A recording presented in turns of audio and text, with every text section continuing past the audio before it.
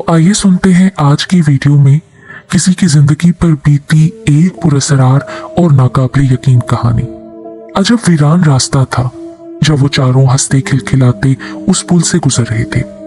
अजब बात ये थी कि पुल के नीचे पानी की बजाय खाना बदोशों की छोटी छोटी झोपड़ियां थीं और वो मजे से ख्वाबे खरगोश के मजे ले रहे थे, जबकि पुल के दूसरी तरफ ताहते निगाह दरख्तों की लंबी कतार थी जो उस कब्रिस्तान की तरफ जा रही थी जहां से गुजरने को मना किया गया था।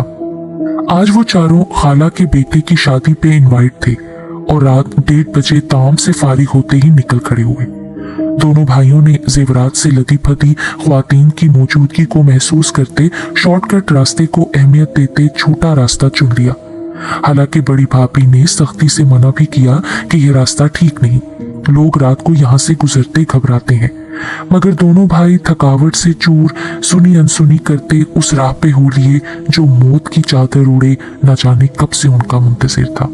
रात की तारीकी में गाड़ी तंग सड़क से गुजरती अपने रास्ते पे रवां दवा थी। दिन की रोशनी में यहाँ से गुजरते इतना खौफ नहीं आता था, मगर रात के सन्नाटे में यहाँ से गुजरना जैसे जिस्म में सनसनी सी दौड़ा रहा था। खलील, यार गाड़ी जरा साइड पे रोकना, मुझे शिद्दत से हाजत महसूस हो रही है। अचानक इमरान ने बड़े भाई को गाड़ी रोकने की ख्वाहिश जाहिर की।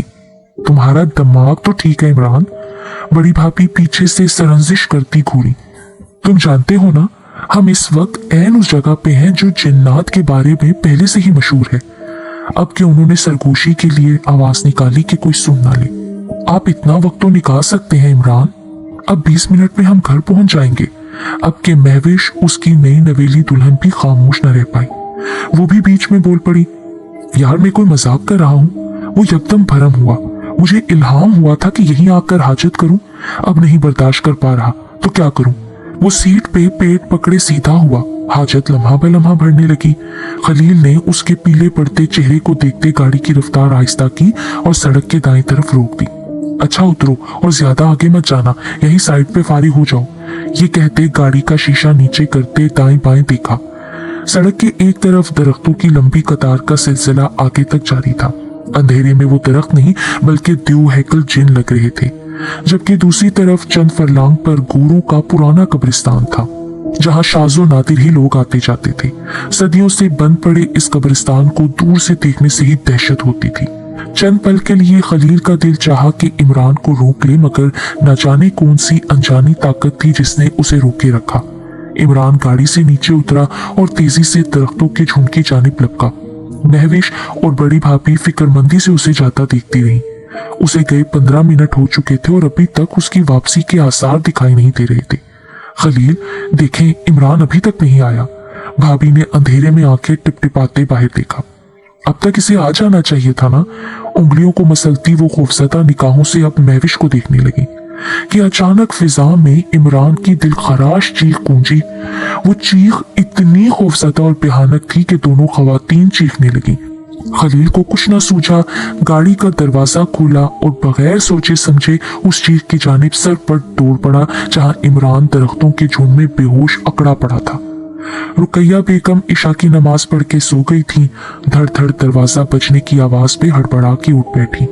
वो घुटने की दर्द की वजह से भांजे की शादी पे नहीं जा सकी थी।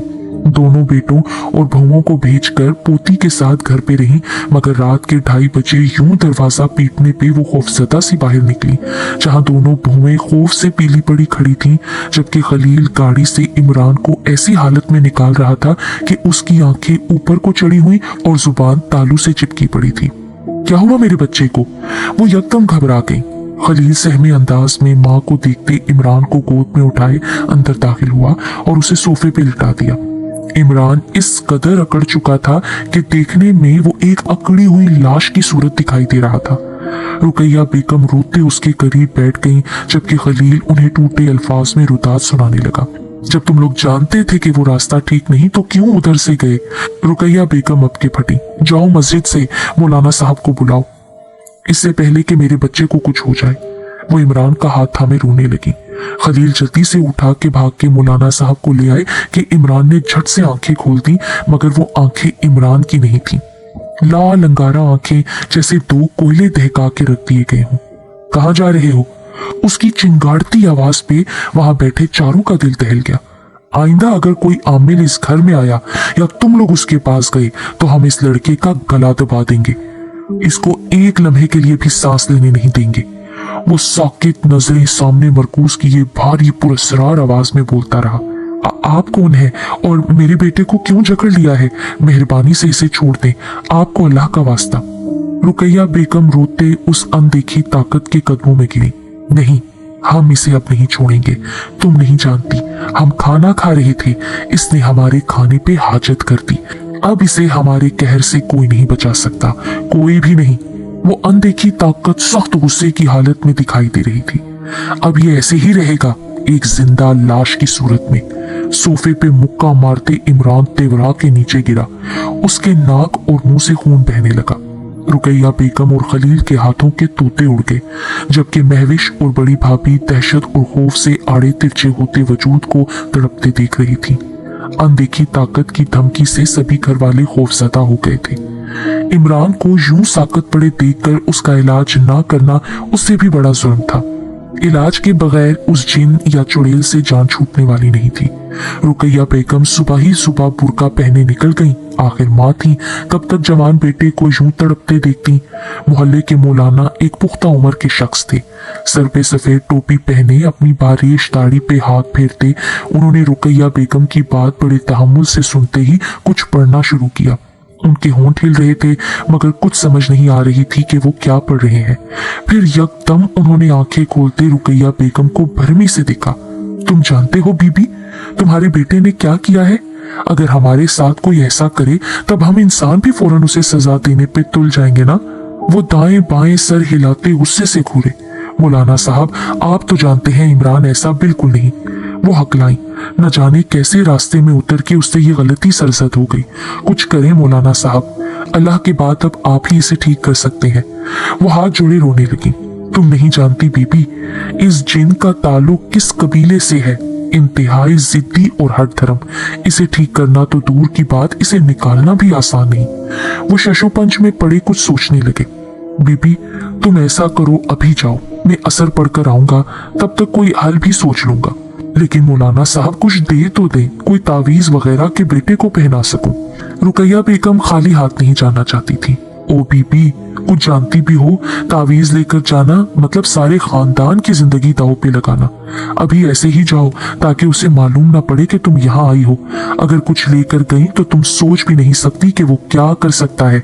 ये कहते ही उन्होंने रुकैया बेगम को जाने का इशारा किया। वो उठी और निढाल और कमजोर कदमों से हुजरे से बाहर आ गई। रुकैया बेगम निहायत शरीफ और हयादार खातून थी। शोहर की वफात के बाद वो अपने दोनों बेटों के साथ पुरसकून जिंदगी गुजार रही थी। बड़े बेटे के लिए वो अपनी भांजी ब्याह लाई, जबकि इमरान की शादी को अभी सिर्फ 3 माह ही हुए थे कि इस परेशानी ने उनकी रातों की नींद उड़ा दी। सभी जानते हैं, शर या शैतानी कुव्वतें बैतुल खला जैसी नापाक जगहों से इंसानों पर हमलावर होती हैं, मगर मुकद्दस दुआएं ऐसी शैतानी कुव्वतों से निमटने का मौसर हथियार भी हैं। बड़े बुजुर्ग इसी वजह से सुनसान और बेआबाद जगहों पे जाने से सख्त रोकते रहते हैं, मगर इंसान अपनी लापरवाही और तरक्की के खुमार में इन बातों से इनकारी होकर खुद को नुकसान पहुंचा लेता है, जिसका खमियाजा उसका खानदान ताउम्र भुगतता रहता है। असर की नमाज के बाद रुकैया बेगम शिद्दत से मौलाना साहब की मुंतजिर थी। 24 घंटे से इमरान की हालत हनूज वैसी ही थी। बेहिस्सो साकित लेटा छत पे नजरें मरकूज किए दुनिया और माफिया से बेखबर। काश मैं इसे बाहर निकलने न देता। आप जानती हैं अम्मी, मुझे रात का सफर पसंद नहीं, और खास तब गाड़ियों की आमतरफ जहां ना होने के बराबर हो। न जाने कैसे गाड़ी उस रास्ते पे मोड़ बैठा। खुद को मुरद इल्जाम ठहराता खलील दुख से निढाल आजर्दगी से अपनी माँ से कह रहा था, बस बेटा, किस्मत में जो दुख या परेशानी आनी होती है बता के आती तो नहीं। अगर पहले बताकर आती तो उसे ठीक ना कर लेते।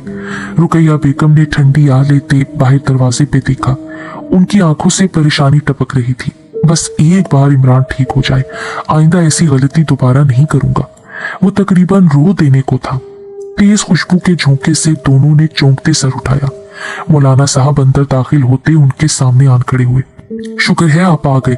रुकैया बेगम जल्दी से खड़े होते सलाम बजा लाई। खलील ने भी उनकी पैरवी करते उन्हें सलाम किया। इमरान किस कमरे में है? मुझे फौरन वहां ले जाओ। बगैर बैठे उन्होंने जल्दी से पूछा। ऊपर कमरे में मौलाना साहब, खलील ने कहते जल्दी से कदम बढ़ाए। मौलाना साहब ने भी उसकी पैरवी में कदम बढ़ाए। पीछे मुड़कर देखते हुए कहा, बीबी, घर की औरतों से कह दो कि एक कमरे में चली जाएं और तब तक बाहर मत निकलें जब तक मैं ना कहूं। तेजी से कदम बढ़ाते उन्होंने ताकीद की। रुकैया बेगम वहीं से घूमी और बहुओं और पोती को लिए अपने बेडरूम में चली गई। दरवाजे की चड़चड़ाहट से उसने झुका सर ऊपर उठाया। बहुत खुश दिखाई दे रहे हो मौलाना। दरवाजा खुलते ही सामने बैठे इमरान ने तंजिया फिक्रा उछाला। वो जो 24 घंटे से होशो-खुद से बेगाना था, अब मजे से बैठा था जैसे कुछ हुआ ही ना हो। खलील उसे हैरानगी से देखने लगा। हाँ, बात ही कुछ ऐसी है बरखुरदार, आज अजब खजाना हाथ लगा है। मुझे तो बड़ी खुशी हो रही है। हाल बता, तुम्हारे लिए परेशानी की बात है। मौलाना साहब भी मुस्कुराते हुए बोले, कई दरवाजे और खुल जाएंगे मौलाना जी, कहो तो बेशुमार खजाने तुम पे निछावर कर दे। उसने फिर भरपूर तंजिया कहका लगाया। अच्छा? मौलाना ने हैरानगी जाहिर करते हुए पूछा, ये कैसे होगा बरखुरदार? ये ऐसे ही होगा जैसे तुम इस वक्त मेरे सामने खड़े हो। अगर खुद को हिसार में कैद करके ना आते तो इस घर की दहलीज कभी पार नहीं कर सकते थे, बिल्कुल उस खजाने की तरह जिसे छुपा के लाए हो। वो लाल अंगारा आंखों से तिलमिलाया। दोनों की मायने खेज गुफ्तगू खलील की समझ से बालातर थी। वो हवन्नकों की माने दोनों को देख रहा था। अच्छा बरखुरदार, तुम्हारे जाने का वक्त करीब आ चुका है। अब बेहतर है तुम अपने जाने की तैयारी करो। चलो शाबाश। ये कहते ही मौलाना साहब ने हाथ में पकड़ी बोतल खोलते पानी हाथ में डाला। अच्छा भाई, अब तो जाने की तुम तैयारी कर ही लो, बहुत परेशान कर लिया तुमने। मौलाना साहब ने उसे घूरते हुए कहा, मौलाना ये तुम ठीक नहीं कर रहे, मेरे रास्ते में मत आ, मैं कह देता हूँ। वो धाड़ा, तुम मुझे अच्छे से जानते नहीं मैं कौन हूँ।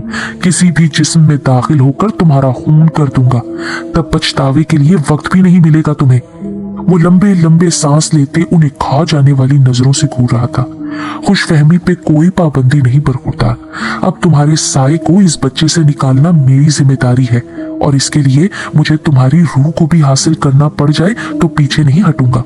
ये कहते ही वो पानी मौलाना साहब ने उस पर छिड़क दिया। तुमने मुझे जलाने की कोशिश की मौलाना। वादा करता हूँ इस लड़के को साथ लेकर ही जाऊंगा, छोड़ूंगा नहीं। वो कहते ही चीख उठा, मगर तब तक मौलाना साहब ने डोरी में बंधा तावीज इमरान के गले में डाल दिया। इमरान को एक झटका लगा और वो तेवरा के नीचे गिरकर तड़पने लगा, जबकि बाहर का मेन गेट इस धमाके से गिरा जैसे बम फटा हो। चला गया खबीस। मौलाना साहब ने लंबी सांस ली। उठाओ इसे और ये पानी पिला दो, ताकि इसके अंदर जो 24 घंटे वो गंदी रूह के असरात थे खत्म हो जाएं। खलील ने तकरीबन झपटते ही पानी लिया और बेहोश इमरान के मुंह में कतरा कतरा टपकाने लगा। कुछ देर बाद इमरान अपने हवासों में बैठा हैरत से सभी को देख रहा था। वो सब कुछ भूल चुका था। रुकैया बेगम रोते उसकी बनाई लेती न थक रही थी। उन्होंने खुदा का शुक्र अदा किया कि इस अजाब से उनके बेटे की जान छूटी। अच्छा, अब मैं चलता हूँ बीबी। मौलाना साहब ने उनसे जाने की इजाजत तलब की। और हाँ बीबी, एक बात आप सब घर वाले अच्छे से जहन नशीन कर लेना, ये तावीज तमाम उम्र के लिए इमरान के गले से हटने ना पाए। अगर तावीज हट गया तो फिर मैं कुछ नहीं कर सकूंगा। ये तंबीह करते वो घर से निकल गई और रुकैया बेगम के साथ सभी घर वाले शुक्राने के नफिल पढ़ने लगे। 15 दिन खैर खैरियत से गुजर गए। रुकैया बेगम ने खलील को खास भाई पे नजर रखने को कहा था। बड़ी भाभी और महविश ने भी ऐसा तरीके से अपनी अपनी ड्यूटी अंजाम दी। इमरान का रवैया भी बिल्कुल पहले जैसा था। लग नहीं रहा था कि 24 घंटे वो मौत की चादर ओढ़े वापस पलटा था। उसे तो कुछ याद भी नहीं था। उस दिन भी सारे दिन की थकान के बाद वो सो गया। रात का न जाने कौन सा पहर था। चौदहवीं रात का चांद बादलों के साथ अटखेलियां करता आंख मचोली खेल रहा था। बादल का कोई टुकड़ा कभी चांद को अपनी लपेट में लेता। चांदनी चहारसू रोशनी बखेरती निगाहों को खैरा कर रही थी। लेटे लेटे उसे शिद्दत की प्यास महसूस हुई। तभी वो उठकर बैठ गया। उसे कमरे में कुछ घुटन महसूस हुई। कमरे में पंखे की हवा के बावजूद उसे गर्मी लग रही थी। छत पे जाने का सोचा, लेकिन महविश का ख्याल आते रुक गया। क्या हुआ इमरान? उसे यूं बैठे देखकर महविश भी उठकर बैठ गई। उसे 15 दिन पहले उसकी हालत याद आ गई और सास की नसीहत भी। कुछ नहीं, प्यास महसूस हुई थी, तभी नींद खुल गई। तुम लेटो, मैं पानी पी कर आया। वो उठने लगा तो महविश ने उसका हाथ थामे उसे रोका। आप बैठे, मैं लेकर आती हूँ।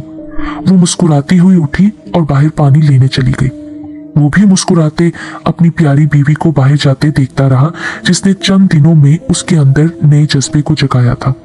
वो नहीं जानता था कि प्यार की दुनिया इतनी हसीन और खूबसूरत होती है। शादी के बाद महविश के साथ उसे बीते पल याद आने लगे। वो मुस्कुरा उठा। कदमों की चाप पे उसने सर उठाया तो महविश हाथ में पानी लिए उसे मोहब्बत पाश नजरों से देख रही थी। उसने मुस्कुराते हुए ग्लास थामा तो महविश उसके सामने बैठ गई। इमरान, मुझसे कितनी मोहब्बत करते हो? ये कैसा सवाल है महविश? क्या तुम नहीं जानती कि तुम मेरे लिए क्या हो? ये कहते ही उसने महविश का हाथ थामने की कोशिश की तो वो बितक के पीछे हटी, जैसे बिच्छू ने डंग मारा हो। क्या हुआ? इमरान ने उसे हैरत से देखा। शादी के पहले 3 माह उसकी निगाहों में घूमे, जो बेहद पुरलुत्फ और खुशगवार थे। वो जानता था महविश उसे दिल से चाहती है, मगर पिछले 15 दिनों से इमरान और महविश में दूरी उसे डिस्टर्ब कर रही थी। कुछ नहीं, सोच रही हूँ जब से मौलाना साहब हमारी जिंदगी में आए हैं ना, आप मुझसे दूर होते जा रहे हैं। अब ना पहले जैसी मोहब्बत रही है और ना वो गहराई। ये कहते ही महविश के चेहरे पे शर्मो हया के रंग बिखरे। इमरान ने चाहा कि आज उसे अपने मजबूत बाहों के हिसार में लेकर तमाम फासले खत्म कर डाले, लेकिन वो फिर बिदक कर पीछे हट गई। नहीं इमरान, मैं मौलाना साहब के दिए हुए तोहफे में रुकावट नहीं बन सकती। ये कहती वो बिस्तर से उठने लगी। तभी इमरान ने हंसते हुए गले से तावीज खींच डाला। वो महविश को नाराज नहीं देख सकता था। लो मेरी जान, हम दोनों के दरमियान जो रुकावट है इसे मैं उतारे देता हूँ। उसने तावीज साइड टेबल पे रखा। मैं भला तुम्हें कैसे नाराज कर सकता हूँ महविश? ये कहते ही उसने महविश को बाजुओं में भर लिया। वो कुछ देर कसमसाई, फिर खुद सुपुर्दगी के आलम में उसके बाजुओं में झूल गई। खौफनाक चीख से इमरान ने आंखें खोल दी। सामने ही महविश खड़ी थी, जिसके हाथ से शीशे का ग्लास गिर के चकनाचूर हो चुका था। दहशत खौफ से उसकी आंखें फैल चुकी थी। वो खौफ से तेवरा के नीचे गिर गई और होशो खुद से बेगाना हो गई, जबकि इमरान अपने बाजुओं में जकड़ी महविश के कंधे देखते घबरा गया। उसकी आंखें सुकड़ी, फिर फैली और फैलती चली गई। उसके बाजुओं में काले लंबे बालों वाली कोई बेहद खौफनाक मखलूक थी, जिससे अजब बसांत आने लगी थी, और उस बसांत से वो नाशना न था। इमरान उस रात कहाँ गया कोई नहीं जानता। उसे ढूंढने में दोस्त अहबाब पुलिस ने एड़ी चोटी का जोर लगा दिया, मगर उसे नहीं मिलना था और ना वो मिला। महविश को जब होश में लाया गया तो उसने तमाम वाकया घर वालों को सुना दिया, और फिर जब उसे मालूम हुआ कि इमरान घर से गायब है तो वो तो रो रो कर निढाल हो गई। रुकैया बेगम भी बेटे की जुदाई न सह पाई। चंद ही महीनों में दुनिया से मुंह मोड़ गई, लेकिन मरते दम तक बेटे का इंतजार करती रही और उसे देखे बगैर ही दुनिया से रुखसत हो गई। बड़े भाई खलील और भाभी ने घर बदल लिया, मगर बेचा नहीं। उसे हर घड़ी भाई का इंतजार रहा कि शायद उसका भाई कभी वापस आ जाए, मगर बेसूद। वक्त गुजरने के बाद महविश को उसके माँ बाप के घर भेज दिया गया और कहा गया कि वो अपनी जिंदगी को अपने माँ बाप के तरीके से गुजारने पर अब हक रखती है। जिंदगी की 70 बहारें देखने के बाद खलील भी दुनिया से कूच कर गया, लेकिन उसका भाई दोबारा कभी वापस ना आया। यूं एक खानदान का शिराजा एक छोटी सी गलती से बिखर कर रह गया।